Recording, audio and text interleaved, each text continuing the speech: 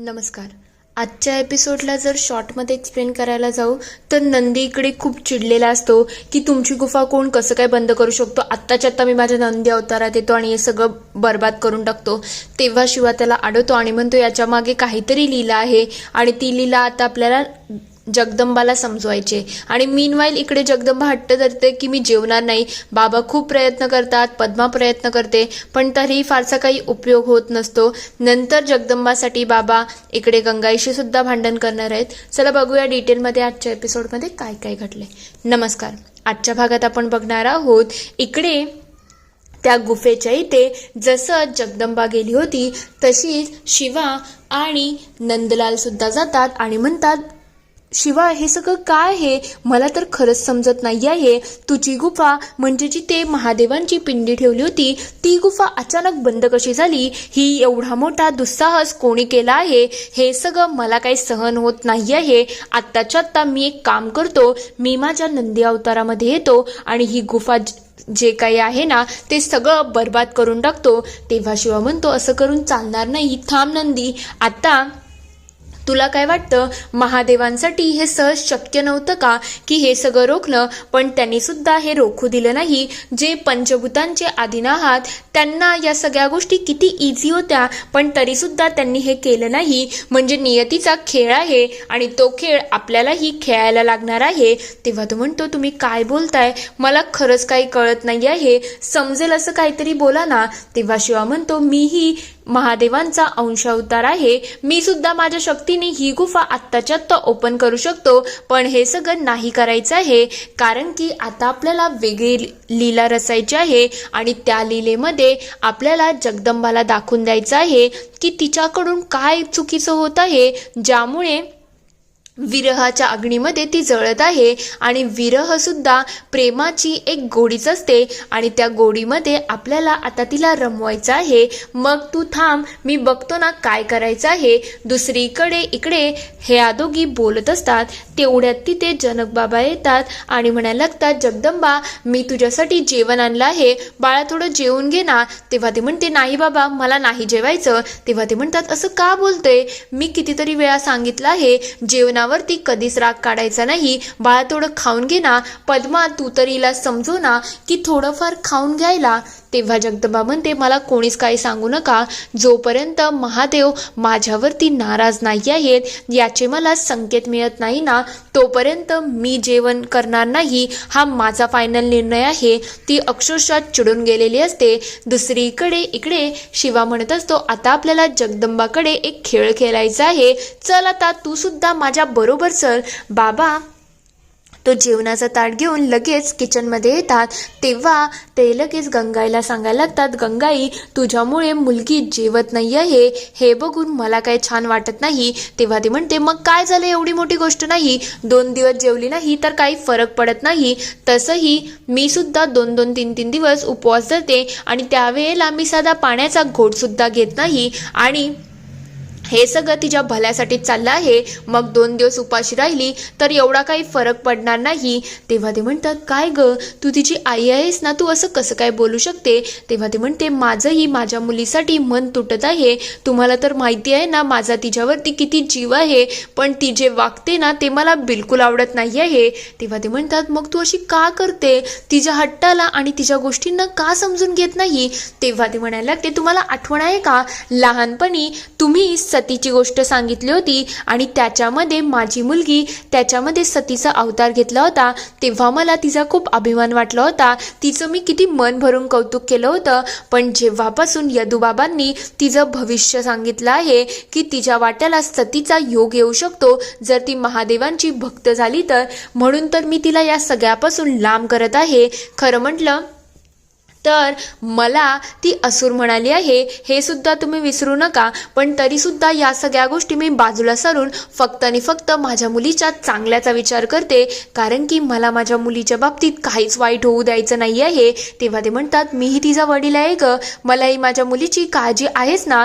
तेव्हा ती म्हणते कसं आहे माहिती का, बापाची माया वेगळी असते, पण आई मुलीला ओरडा देते, तिला समजवते, ते तिच्या भल्यासाठी असतं, ते बापाला कधी समजत नाही. पण तुमची माया आणि माझ्या मायामध्ये पूर्णपणे फरक आहे, हे तुम्ही आठवण ठेवा. तेव्हा ते म्हणतात आता मी देवीकडे प्रार्थनाच करतोय की लवकर तुमच्या दोघांमध्ये जे काही गैरसमज चालले आहेत ना ते लवकरात लवकर देवीने सॉल्व्ह करावे. दुसरीकडे तेवढ्यात बाहेरून आवाज यायला लागतो, कोणी आहे का घरात, कोणी आहे का घरात. ते दोघं बाहेर येतात. तेव्हा ते विचारतात काय झालं, अचानक तुम्ही इथे कसे काय. तेव्हा ते म्हणतात तुम्हाला एक महत्त्वाची आणि आनंदाची बातमी द्यायची आहे.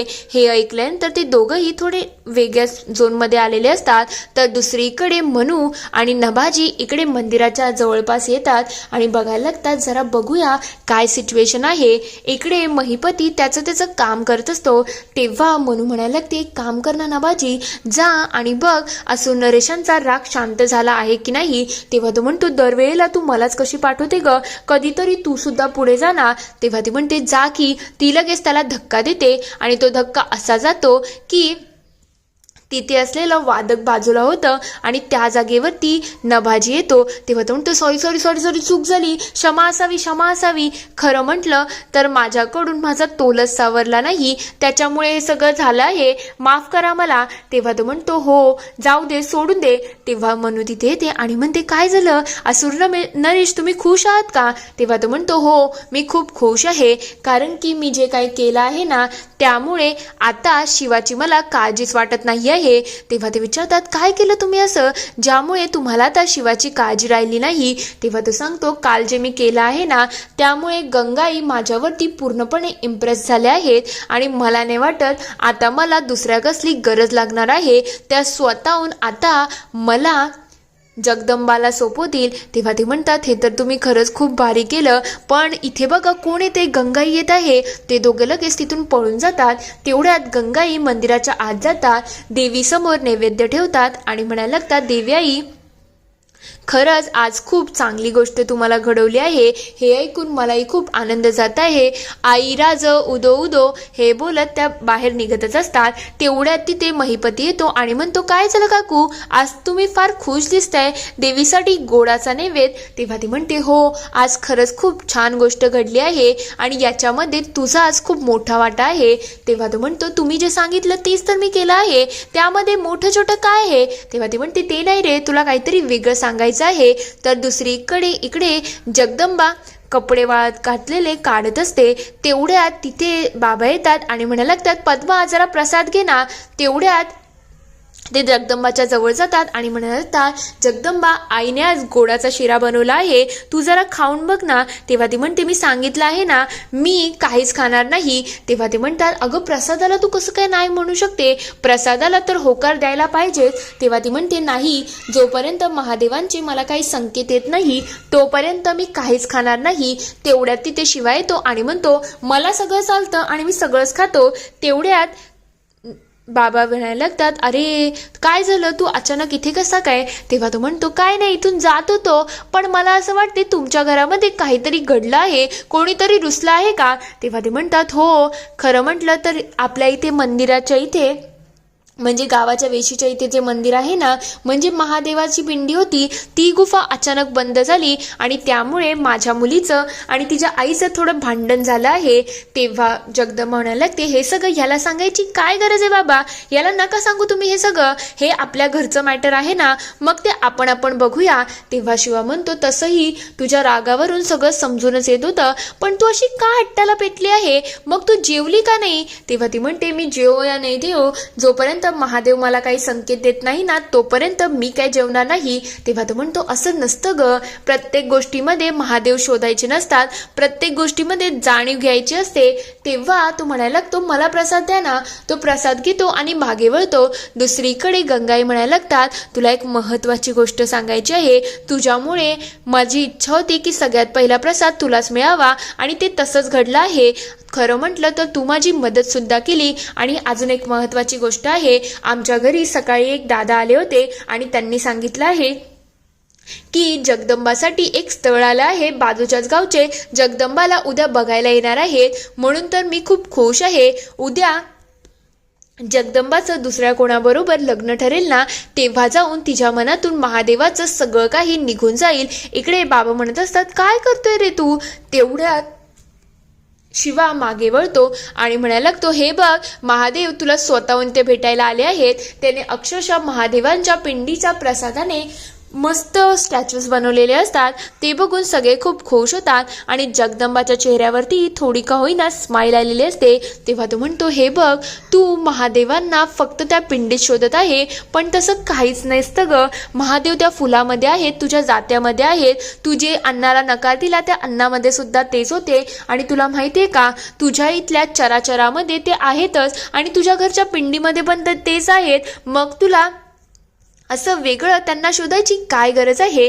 तेव्हा तिला आठवण येतो, हो जेव्हा मी महादेवांची पूजा करते तेव्हा ते मला सगळीकडेच तर दिसायला लागतात. तर दुसरीकडे हे सगळं झाल्यानंतर ती खूप खुश असते. इथे हा पूर्ण एपिसोड संपतो. पुढील भागात आपण बघणार आहोत. इकडे महिपती म्हणत असतो की यावेळेला या संधीचा मी वापर करणार आहे आणि ही जी लोक आहेत ना ती अजून कोणी नाही तर जगदंबाला बघण्यासाठी आलेली लोक आहेत. मग यांना मी सहज काही सोडणार नाही. तिथे काहीतरी विचित्र करतं म्हणून ती लोक थोडी घाबरून गेलेले असतात. हे सगळं महिपती करत असतो. दुसरीकडे नंदलाल इकडे घरी येतो. तेव्हा तो विचारतो, काय झालं अचानक एवढं घरामध्ये सरबराईत काय चालू आहे. तेव्हा ते म्हणतात, आज जगदंबाला बघण्यासाठी मुलाकडचे येणार आहेत. तेव्हा ते विचारतात, पण हे सगळं तुम्ही जगदंबाला सांगितलं आहे ना. तेवढ्यात तिथे जगदंबा येते आणि विचारते, काय झालं, काय सांगितलंय मला. हे ऐकताच गंगाईंच्या चेहऱ्याचा रंग चढून गेलेला असतो. इथे हा पूर्ण एपिसोड संपतो. आता गंगाईने तर जगदंबाच्या मागे स्थळ तर बोलवलं आहे. खरंच जगदंबा या सगळ्याला तयार होईल का. तुम्हाला काय वाटतं ते मला कमेंटमध्ये नक्की कळवा. व्हिडिओ आवडला असेल तर लाईक शेअर सबस्क्राईब करायला विसरू नका. Thank you for watching.